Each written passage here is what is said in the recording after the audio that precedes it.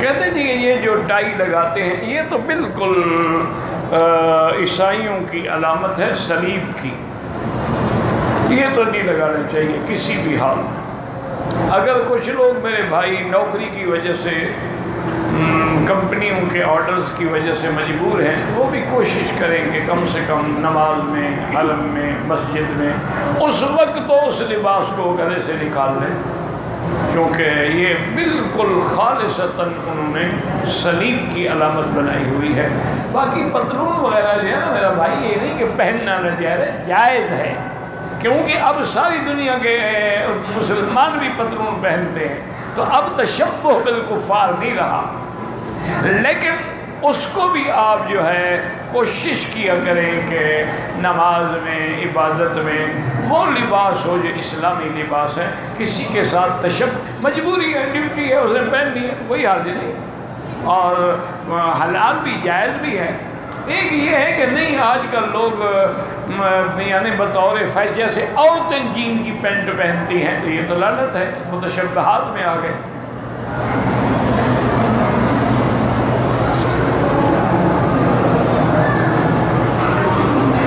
پتلون پہننا بالکل جی پتلون بھی پہنی جا سکتی ہے، کوئی ایسا مسئلہ نہیں ہے، لیکن کوشش کرو جتنا اسلام کے نزدیک۔ اب دیکھیں نا ایک سیدھی سی بات ہے کہ انبیاء لاکھوں گزرے، ان میں سے تو کسی نے پتلون نہیں پہنی ہے،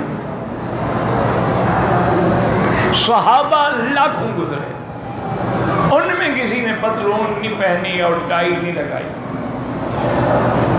تابعین لاکھوں گزرے، محدثین لاکھوں گزرے، اولیاء اللہ لاکھوں گزرے، کسی ولی اللہ کا سنا ہے تو انہیں کو پینٹ پہنتے تھے اور ٹائی لگاتے تھے؟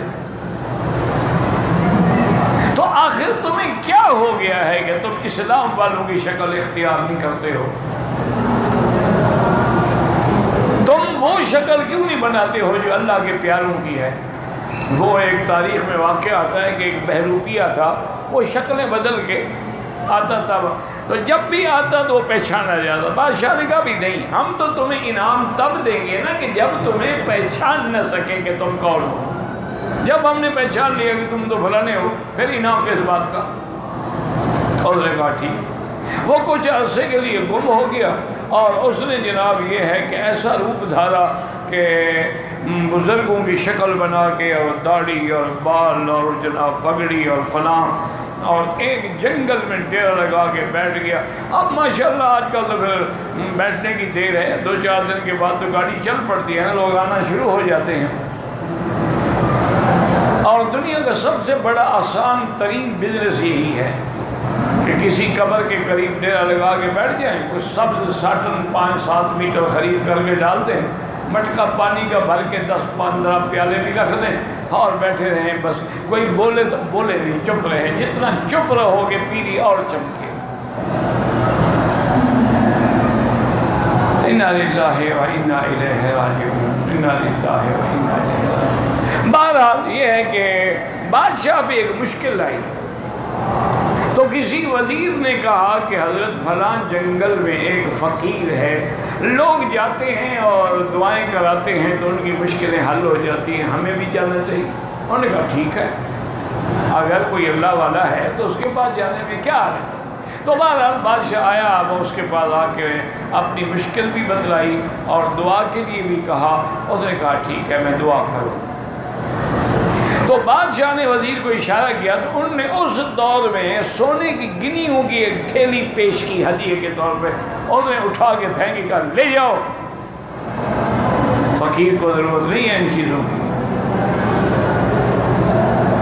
اور اگر تم نے پیسہ دینا ہے تو آئندہ میرے پاس کبھی نہیں آنا۔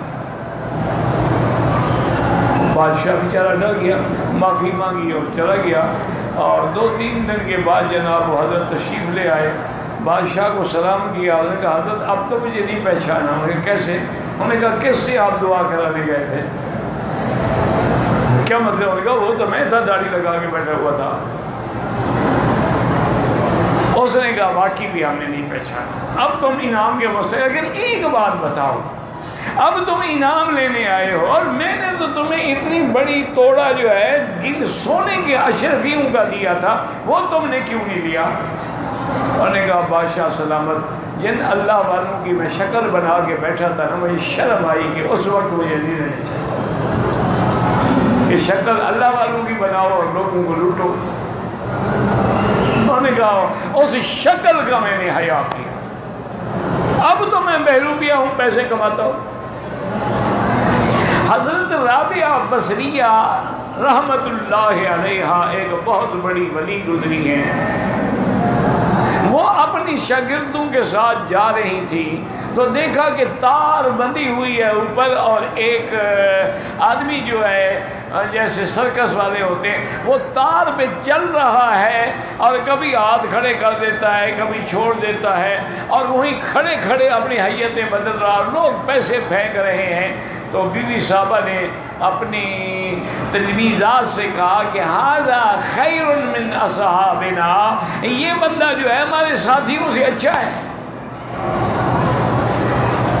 وہ حیران ہو گئے، انہوں نے کہا بی بی یہ پتہ نہیں کون ہے، یہ پتہ نہیں۔ انہوں نے کہا یہ بات بھی کوئی بھی ہے، لیکن یکسب الدنیا بالدنیا، وہ دنیا کو دنیا کے ذریعے سے کما رہا ہے، اور ہم تو دنیا کو دین کے بہانے سے کماتے ہیں، لوگ ہمیں اللہ والا سمجھ کے دیتے ہیں، تو پھر ہم سے تو وہ اچھا ہوا، دھوکہ تو نہیں دے رہا نا۔